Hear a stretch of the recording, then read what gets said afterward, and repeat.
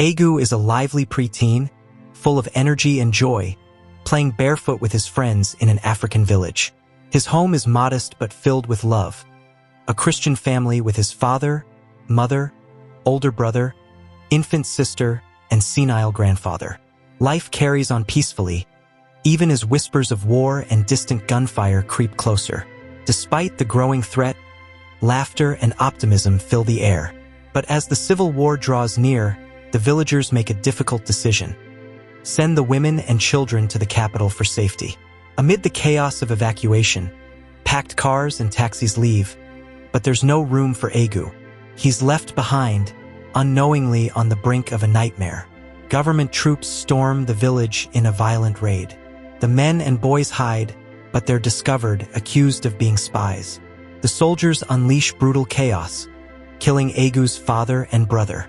In the confusion, Agu escapes, running into the forest with nothing but fear and the will to survive. Hungry and lost, Agu is captured by a gang of armed boys, child soldiers under the command of a magnetic yet ruthless leader known only as the Commandant, played by Idris Elba. The boys, armed with machetes and AK-47s, drag Agu into their world.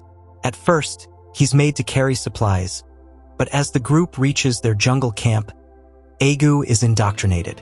He's trained in combat, forced to shed his innocence and embrace violence.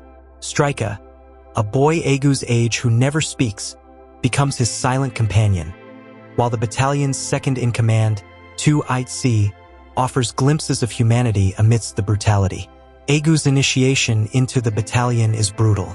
After ambushing a convoy, the Commandant forces Agu to kill a captured soldier with a machete. Hesitant and terrified, Agu hesitates but ultimately obeys, spurred on by the Commandant's manipulative words. Strika joins in, and together, the boys unleash their rage in a horrifying act of violence. The battalion's raids become increasingly savage.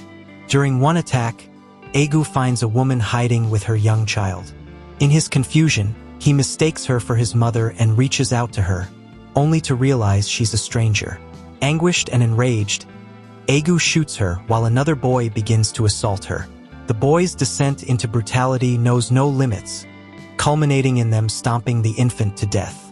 Agu numbs his pain and guilt with drugs, following the lead of the older soldiers.